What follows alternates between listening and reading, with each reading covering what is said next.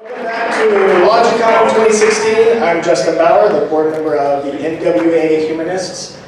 Before we get started, I want to tell you guys a quick funny story that happened this morning. I think it's funny. If you don't think it's funny, you're still going to sit there and listen to it. One of our young volunteers, Andrew, he volunteers in the green room back there. He was getting water for the green room for the speakers. And Michelle and I were standing back there, and he walks in and goes, "Mom, I was on the elevator with this guy." First of all, when a young adult starts a sentence like that, it's not going to end well. He's like, "Mom, I was in the elevator with this guy," and this guy said, "Well, there's a sure lot of people going on, like, around here. You guys got something going on?" And Andrew was like, "Yeah, it's a Logicon. It's a conference, just a bunch of atheists talking about stuff." And the guy was like, "Talking bad about God?" So I don't know which one of you were out there blaspheming, but you're not wrong. But then Michelle was like, "What the hell? It's almost noon. This guy shouldn't be in the elevator harassing my son. He needs to be in church." So, yeah. I thought that was funny. I really hope is he here to lead us in a prayer circle? I'm going to hell. Hey, who got a chance to go to the after party at Cannibal and Craft last night? Yeah. I know how you heathens party. You guys pop your painkillers and drink your coffee? Yeah. Everybody ready to go? Great. Because we're just going to get right into it now. I'm going to bring up our first speaker this morning. This gentleman is, he's actually coming all the way from the University of Central Arkansas, which I actually graduated from. Thank you. Graduated? Yeah. Well, what did you take for physical science? I was actually a film major. You got to take physical science. Did you take it at UCA or something? No, I was being a master's degree, so it was all film. Total waste of money. But he comes all the way from UCA, from the Department of Physics and Astronomy. He's been a professor there since 2000, and he holds public viewing nights at the Observatory every month. So if you're ever down there in Central Arkansas, you definitely got to get a chance to go over there and check that out. He's also been sponsored this morning by the Arkansas Society of Free Thinkers, also visiting from Central Arkansas. Thank you guys. So ladies and gentlemen, please help me welcome Scott Austin.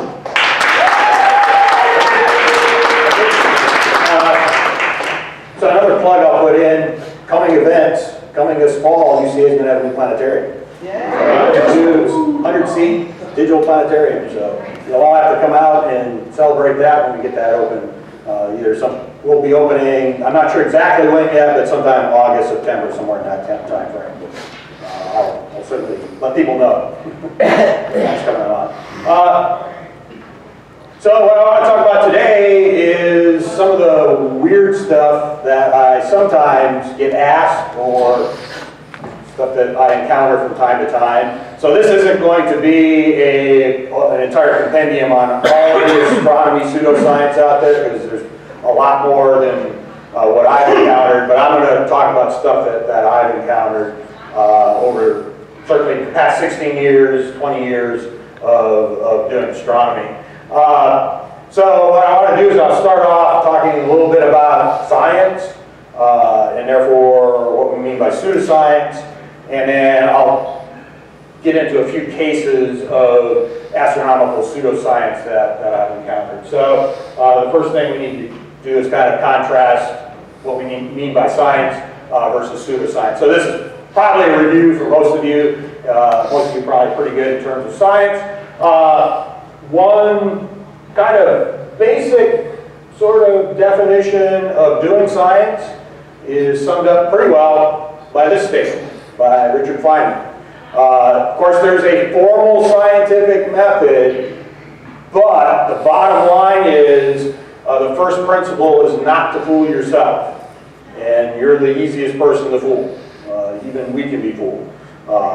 And so that's the first principle. So whatever you're doing, do your due diligence in terms of not fooling yourself. That's kind of the underlying principle of the scientific method. It is a method of investigating the universe in a way that we can try to make sure we're not fooling ourselves. And again, it's easy to do. Even when you're doing good science, you can sometimes go down the wrong path and fool yourself for a while.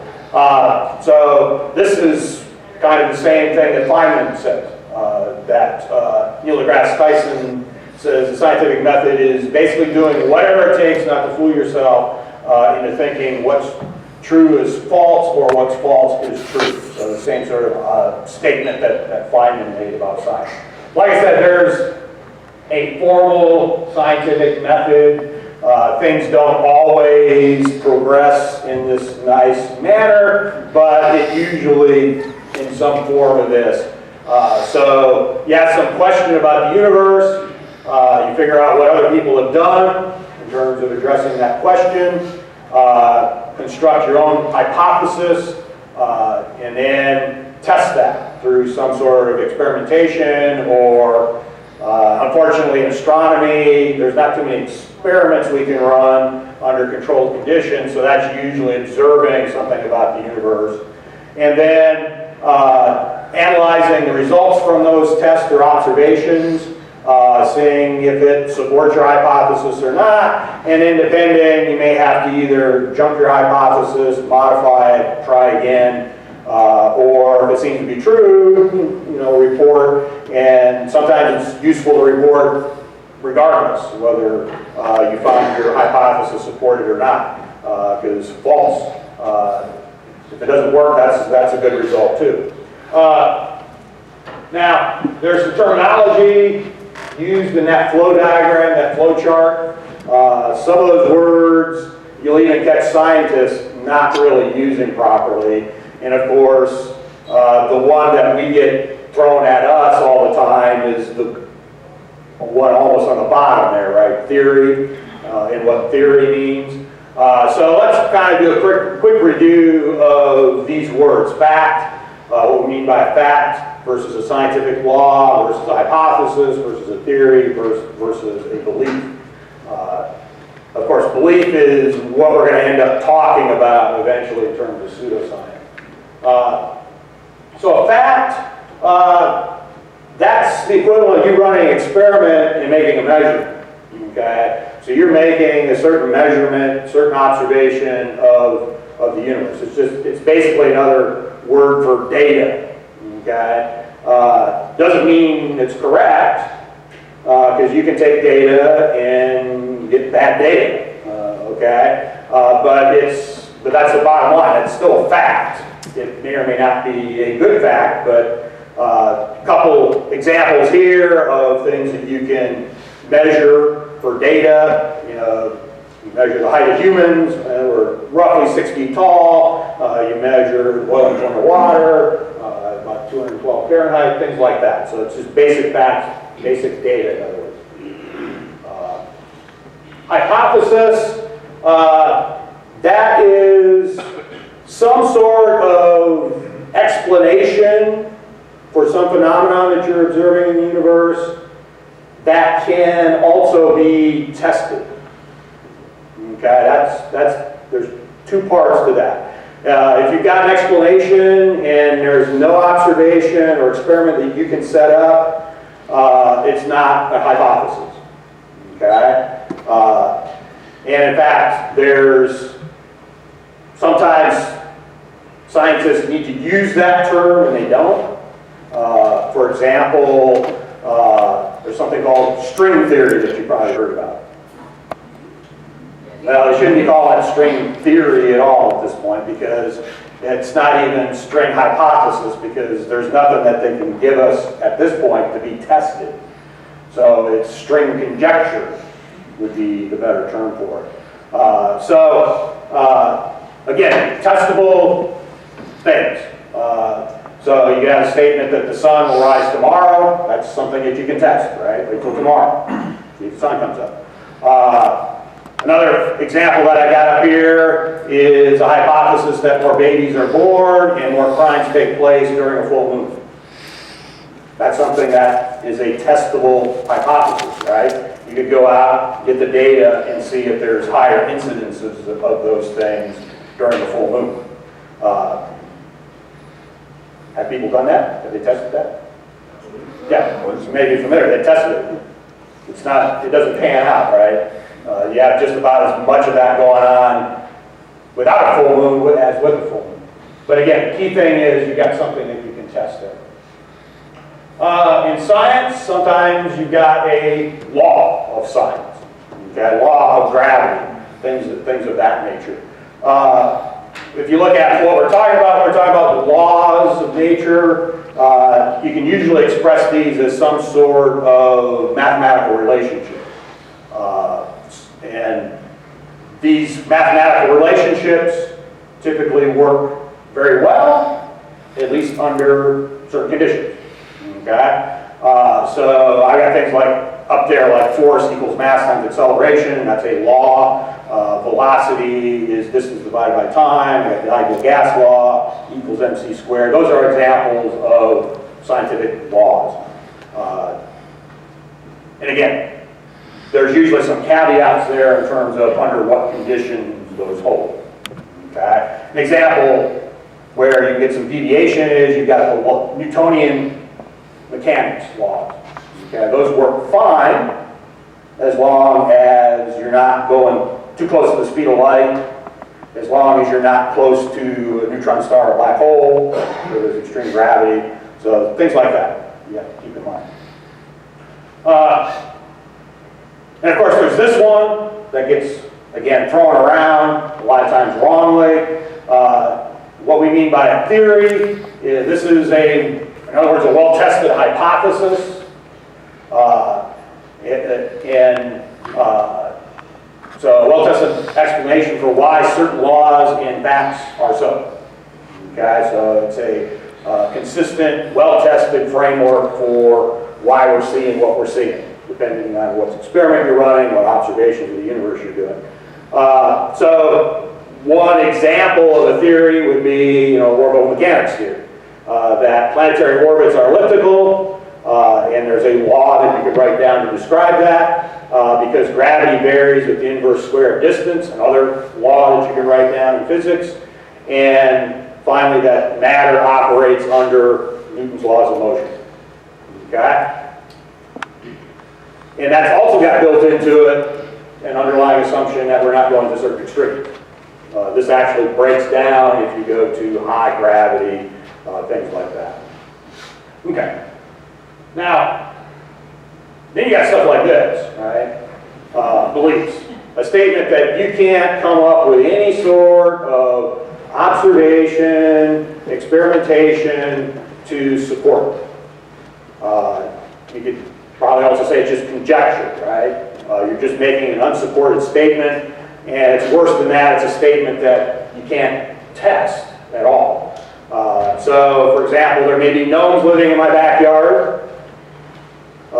My luckiest number might be 11. I could make those statements, but I'm not going to be able to support those with anything. So that kind of leads us to pseudoscience. Pseudoscience, kind of a belief system that tries to pass itself off as having some sort of scientific legitimacy to it. But if you really look at the claims, they're not really testable. There aren't any observations that actually support them when you really look at them. So you're looking at claims, beliefs that are presented as scientific, but do not withstand rigorous testing of the scientific method. Okay? So in other words, people are fooling themselves, right? Because they're not supporting it. And so why? Well, there's a variety of different motivations. Some of it is profit. Some pseudoscience stuff is put forward because someone's trying to make money on it. Sometimes you're just having fun fooling people. That's another motivation. So there's a variety of different motivations for why people tout some of this. Sometimes they're deluded themselves. Sometimes they're fooling themselves. So I think pseudoscientific beliefs are both a symptom and a contributor to sort of general scientific illiteracy. Okay? And so let me show you some cases of pseudoscience of the astronomical type that I've run across. Perhaps you've run across some others, but let me go over a few that I've encountered. And this first case is a profit case. I've seen examples of this, and this paraphrased example that I've got up here is one of the sadder cases of this particular scam. There's at least one guy out there that runs a company where you can name a star. How many people have seen or heard of that before? So yeah, a lot of you have heard of that. So I got a call, this was a few years ago at this point, from a school system that I won't tell you which one it is, but it's not too far from Conway, where they ran a fundraiser, raised money so that they could send money to this star buying entity so that they could get certificates for stars for each of the kids. This was like, I think 4th or 5th grade. So they could name the star after themselves or whatever they wanted to do. So they got this official looking certificate. And they did all this unbeknownst to me until I get the phone call that they want to see their stars. They want me to see if I could bring telescopes so they could see the stars. Well, if you look at the price of what they paid per star and look at the money they raised, what could they have bought? Well, they could have bought a telescope for the school, right? So it was a total waste of money on their part.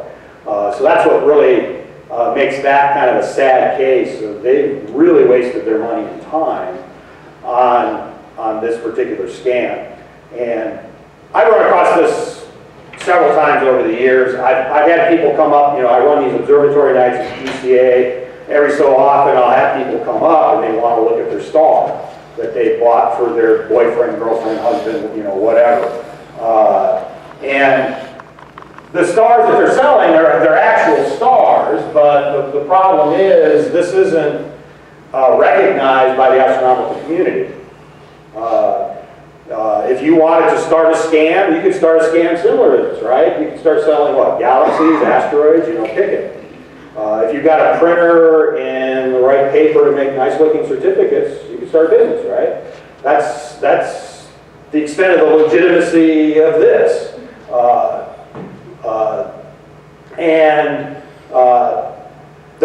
This isn't quite what they got up currently. This is a little dated. I looked recently to try to see what the updated prices are. The prices are a little more hidden on their website now. But you can see what the packages cost. You can get a deluxe package at one time and cost you almost $500. And so there must be quite a profit margin there, right? How much does the printer and the paper cost to do that? So this so-called International Star Registry, it's basically scamming people. They're careful in how they word things. If you read their stuff carefully, nowhere do they actually say that they're legitimate, that there's any scientists standing behind this. But of course, they're trying to make it look legitimate, right, by a certificate and stuff like that. So, these stars that this guy is selling, they already have designations, official designations in the astronomical community. If you put in the coordinates of the star that they bought, you could probably pull up several different catalog designations for these stars already. And so nobody in the astronomical community is going to call that Steve Star or whoever, right? So, in fact, there is an official body that names astronomical things. It's the International Astronomical Union. One of the things it does is it comes up with naming conventions for things. And so things from stars to comets, asteroids, dwarf planets, they've got an official system for making designations of what those are. And they do not sell naming rights. Okay, so there's no profit there by the Astronomical Union. If you want something named after you, you're going to have to do the work to have it officially named after you. And the things that you can get named after you, or you'll have the right to name it, is if you discover a comet or an asteroid. And that's about the only gain there is that you can name it after yourself or your girlfriend. But you're going to have to do the work. Okay? You can't just send in 50 bucks and have it named. Let's go on to another case. This was probably 12 years ago or something that I first encountered this. I had never heard of this until I got an email. And this particular person wanted to come to the planetarium so that we could set this up so that we could see this planet Niburu. And I get this message, it's an email, I wasn't talking to the person on the phone. So I had to look up to find out what this guy's even talking about. Because of course, immediately it doesn't smell right, because I don't know what Niburu is, never heard of it. And this is some fiction, basically, concocted by this Stitching character about some sort of planet that has an elliptical orbit like that, and it comes into the inner solar system periodically. And as you can imagine, there's probably people living on it, and there's a whole mythology surrounding this that I don't know the details of, frankly, and I don't care. Okay? And so again, I had to look this up, and if you look this up on Wikipedia, they've got the lowdown on the Stitching guy. As far as I can tell, he doesn't really have any sort of credentials in terms of doing any work that he's done on this. He's basically has, quote, done a translation of some Babylonian text. Well, there's other people that have done so, and they've not come up with the story that he has on this. So he's just kind of making stuff up. And I know that there's probably other things that are similar to this floating around out there. I don't know the details of Scientology, but I think, doesn't Scientology have some sort of mythology similar to this? I don't know, maybe somebody knows.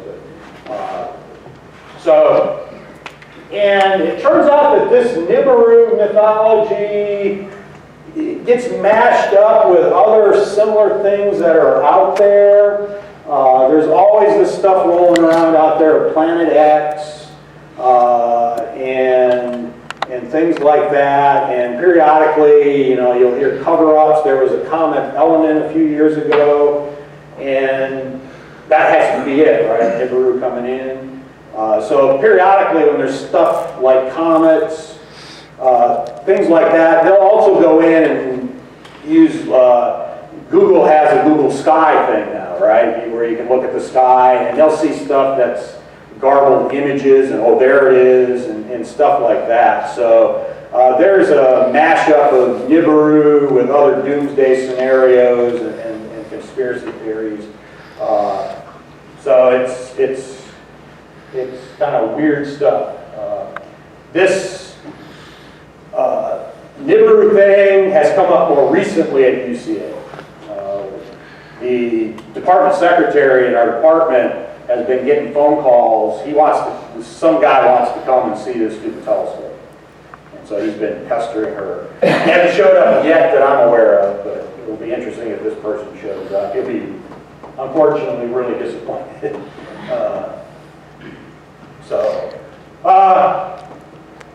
Another thing that I've encountered is this sort of thing. Again, I get these requests of, can we see this with the planetarium? Can we see this with the observatory? Another thing that gets people going apparently is when things kind of line up, or kind of line up. To what extent do things have to line up to be important? A lot of times in astronomy you need eclipses, things like that. But back in 2012, there was some buzz about an alignment of the sun with the galactic center in December 2012. I'm not exactly sure what made 2012 extraordinary, because if you look at where the sun is at that time every year, even on December 12th, the sun isn't aligned with the galactic center, which is right here. So even then it's close, but it's not a perfect alignment. And it may have been a little bit closer to the aligned with the galactic center on 2012, but was almost as close the year before that, the year after that, and this year, and the next year. There's a little bit of precession of our planet that has an influence on the alignment here. But again, people get worked up on it. Certain misconceptions probably about gravity, things like that. But if you actually work out the numbers in terms of gravitational attraction, it's minuscule differences. So that's something that I've encountered and gotten requests of before. You may be familiar with this next one because you may have gotten this email. This is the Mars email. How many people got the Mars email? What's the last year you got the Mars email? It almost goes out every year in August since. On Facebook yesterday. So yeah, it's one of those things that just is caught in the internet and won't go away. This one's kind of interesting because it's a combination of hoax and garbled information, this particular one. And so if you're not familiar with this is an email that basically says Mars is going to appear to be as big and bright as the moon in August. Okay? And this is typically what versions of this hoax look like. Now, again, it's not clear to me in the research that I've done on this how much of this was legitimately hoaxing and how much of it was garbled information. Because back during one of our closest approaches to Mars that started this, there was kind of a press release thing going around that was comparing how big Mars would look through a telescope versus the moon without a telescope. That was the comparison, and somehow it got garbled to Mars is going to be a naked eye object as bright and big as the moon.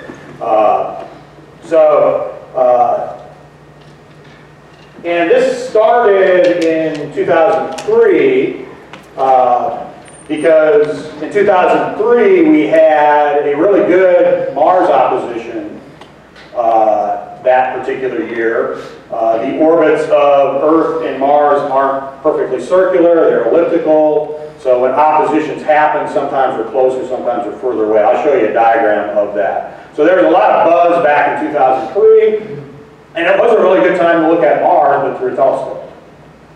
Because Mars had the greatest angular size and the greatest brightness at that time. So here's why there's variations of that. So back in 2003, we were about as close as we could ever get to Mars.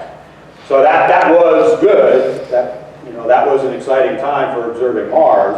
It's just that Mars hoax email made it sound like you could go out and see with your eye and see Mars as big as the moon. So you can see some of the other Mars oppositions that have occurred, and you can see what month do they occur in. It depends, right? It didn't always occur in August, but that email will go around every August. So that email will probably go around again this year. 2016, we're going to have a Mars opposition. When that email goes around in August, they're going to be late because we'll already had our opposition. It's going to happen in May, so we're not too far away. And it's going to be better than some of these. So it's not going to be as good as 2003, but it's going to be a pretty good time to look at Mars. So if you're looking for Mars, telescope would be the best thing to do. Some other astronomical things that I've encountered have to do with things like timekeeping. I've had students ask me about some of these things. I've had employees at UCA ask me sometimes about some of these things. I'm not a Bible expert by any means, but apparently there's some story that's probably already a garbled story in the Bible about God stopping the sun going around the earth or some such thing. And so there's people who want to use things like the planetarium or computers to go back and find that missing day. Well, if you kind of know how timekeeping is done, if you're not doing timekeeping and that happened, and you start doing timekeeping later on, there's no way that you would know, right? So it's just an impossible thing to look at using calendars. And if you get into the history of calendars and timekeeping, it's kind of a mess anyways. Okay? There's no way that you can just go back and say this happened on this particular date. So there's no master calendar that we can refer to look for missing days and things like that. I gave a talk a few years ago to Logicon about how we date things and how we figure out approximately how old things are, but you're not going to pick up missing days and things like that. So I've encountered a little bit of that. This next one's fun.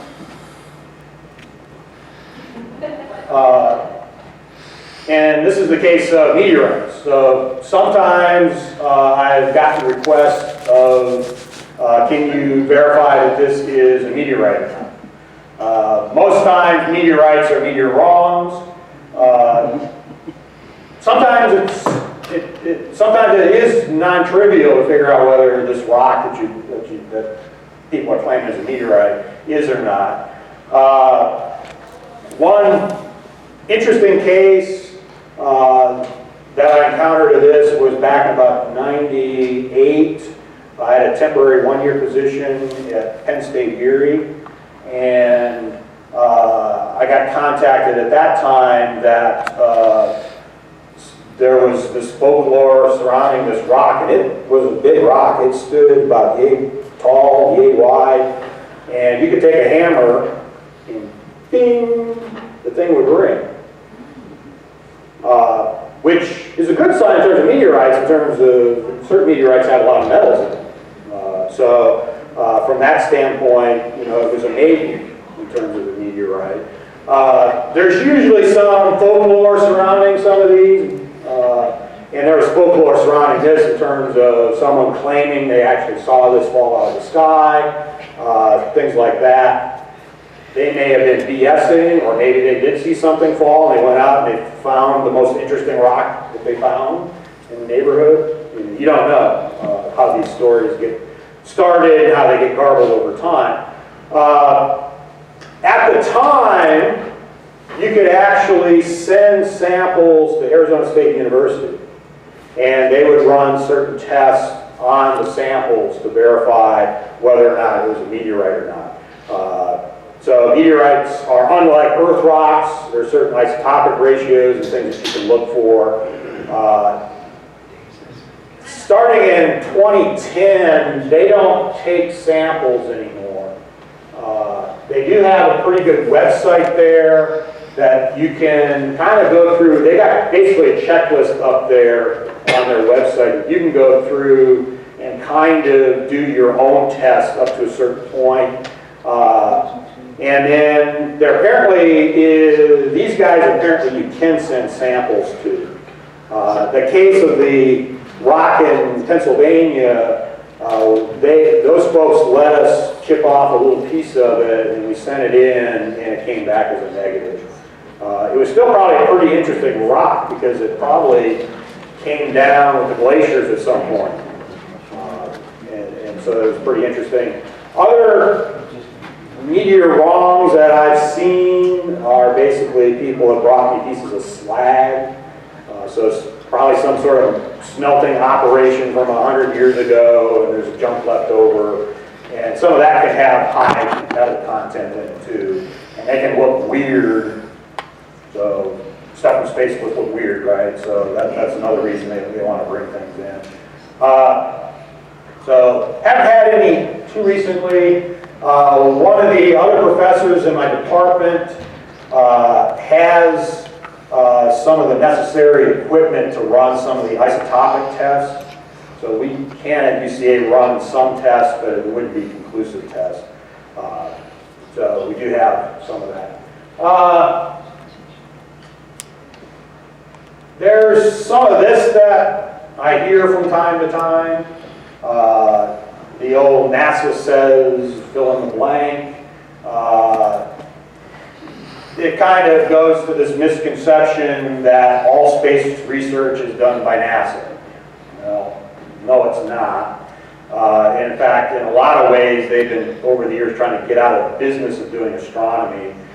They don't do much astronomy funding at this point. It's mostly through National Science Foundation and not through NASA. They run some of the famous telescopes. Hubble is one of the famous ones, and others. But they are not big into the business of doing astronomy. But of course, NASA and government is convenient for conspiracy theories, okay? Because we're hiding everything, right? We know where ET is and all of that. But where the reality is, us astronomers wouldn't be able to keep our mouth shut if we found something fantastic. Okay? And the other interesting thing when it comes to astronomy is if the object's bright enough, how am I going to keep it a secret? Anyone with an 8-inch telescope can go out and see it if it's there, right? That planet element, if that actually existed, that would be a piece of cake for amateur astronomers to see and give us pictures of it. So it would be impossible to keep it under wraps. So those are the sort of stuff that I personally have run into over the years. Of course, there's a slew of things that I could go over that I haven't encountered, but is out there, stuff that you may have heard of before. Number 7 there, I don't know if anybody remembers Carl Sagan and that stuff. So he kind of tried to do something about that. And you run into a problem, right? Do you even address some of this? Because by addressing it, in some ways, you kind of give it legitimacy to some people. Of course, NASA has that problem in addressing moon landings, right? You got the community out there that think moon landings are hoax. They're in a conundrum, right? Do you address that or not address that? And they have addressed that, but it's hard to deal with. And so, like I said, there's a number of things that I know about that I haven't personally encountered. Face on Mars is a fun one. If you look at high-resolution images now, it doesn't look like a face, things of that nature. Astrology, I think one of the good news there is from students and so forth, I don't hear much about astrology. I don't get astrology questions. And in fact, when I do hear astrology brought up, it almost gives me the impression that they don't really know what astrology is. Okay? Because, they'll ask if I do astrology. They're not asking me if I'm actually doing astrology, though.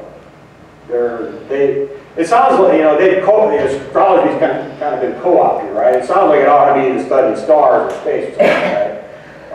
That's what they're asking, actually, I think what they're asking. I don't think they really know what astrology is when some people use that term. So I think astrology kind of had its heyday back in like the 70s, but I think for people born 80s, 90s onwards, I don't think that really registers. Maybe you have some anecdotal evidence to the contrary, but I'm just not seeing it among younger folks as being any sort of interest at all. So I think I'll end things there, and if y'all have any questions, I'll take questions.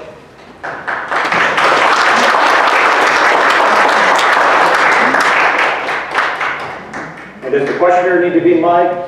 Does that We'll kind of start in the back and we'll work our way forward. Yeah, can you answer 2 things? When's the James Webb really going to get off the ground? And compare it to what we're going to get. Compare what we get from James Webb with the Hubble, if you could. First question is, when is James Webb going up? I don't know. I'm not following it that close. I'm not sure when that's going up. To address the second question, I would say the analogy comparing Hubble to the James Webb is Hubble is a Swiss Army knife and James Webb isn't.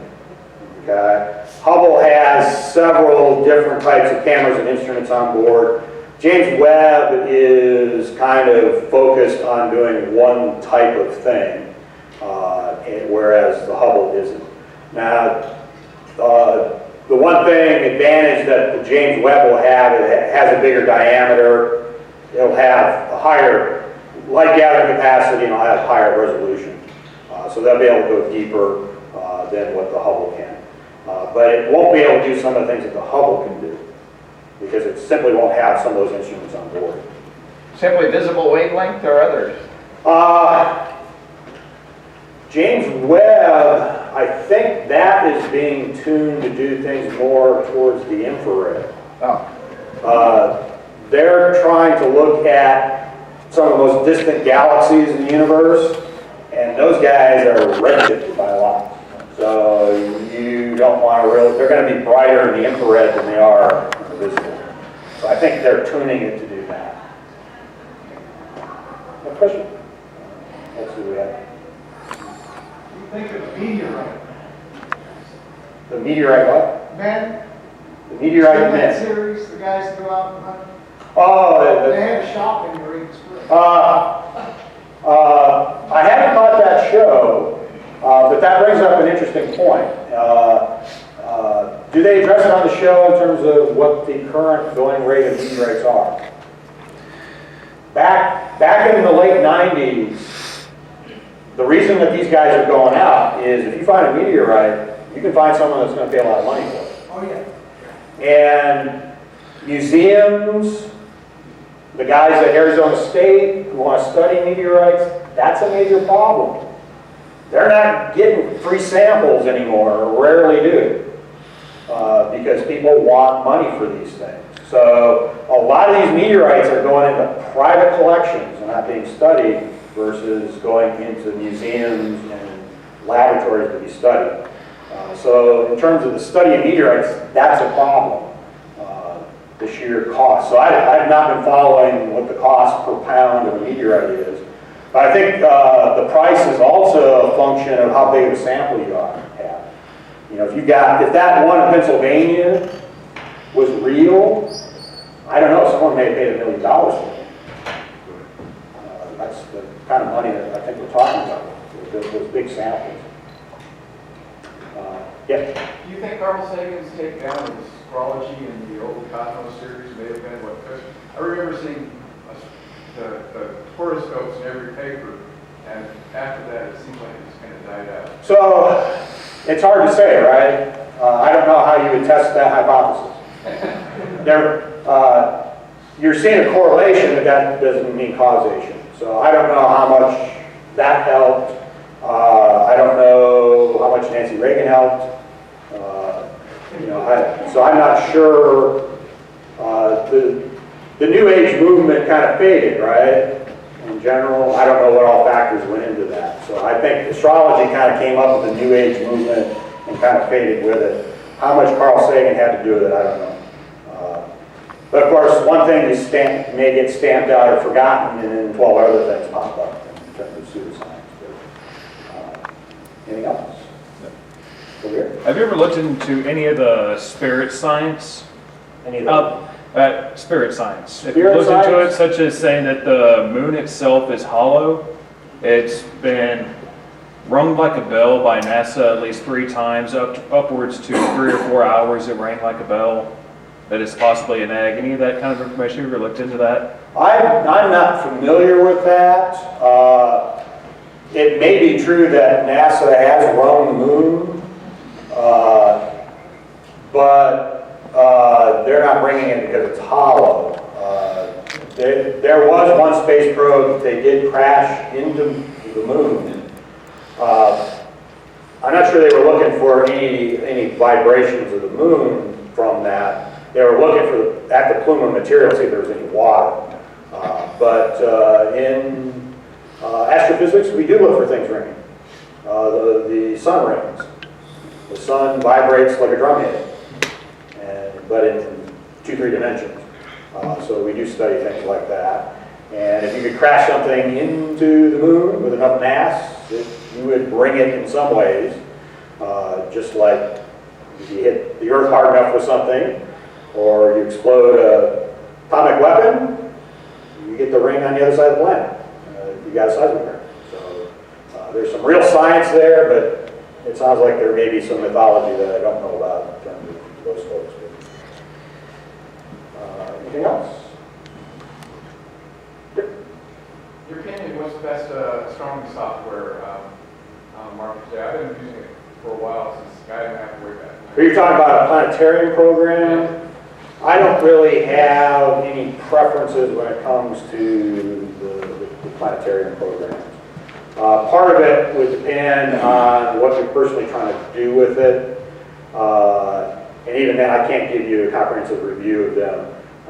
Because some of those planetarium programs, they're useful to control a telescope with. And some may play better with telescopes than others and things like that. But a couple of interesting phenomena that I've been seeing more recently during observatory nights is people pulling these out and doing one of two things with it. They'll either have a planetarium program on it, and so they'll be doing this while they're waiting to look through the telescope. Or once they're at the telescope, especially if they're looking at the moon, they'll do this at the eyepiece. And some kids, sometimes they get a pretty decent picture of the moon through the eyepiece, just holding the phone up. Anything else? If not, thanks for having me. What do you think the impact of the show Mythbusters has had on science, and particularly students coming into science? I don't have any anecdotal evidence of the Mythbusters. I'm sure it's probably had some impact on the culture of students coming in now. What I've heard a little bit more buzz about is Big Bang Theory. That there's kids that you're starting to see now majoring in physics and other sciences that seem to have geeked out on the Big Bang Theory, and that was helpful. So there's been a cultural change in terms of what's cool. It's cool. It's more cool to be into science than what it was 20, 30 years ago. So there has been some cultural change. I'm sure the Mythbusters have contributed to that. But again, I don't have any anecdotal evidence of the Mythbusters. Okay, well, thanks again.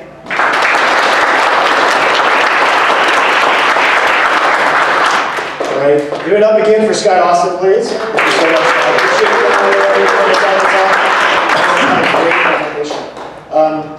We are going to take a break now. Our next speaker is going to speak at 1 o'clock, so you guys have about 10 minutes. You saw him yesterday in a live podcast where Don did a debate. Make sure you get back here on time for JT Emmerich.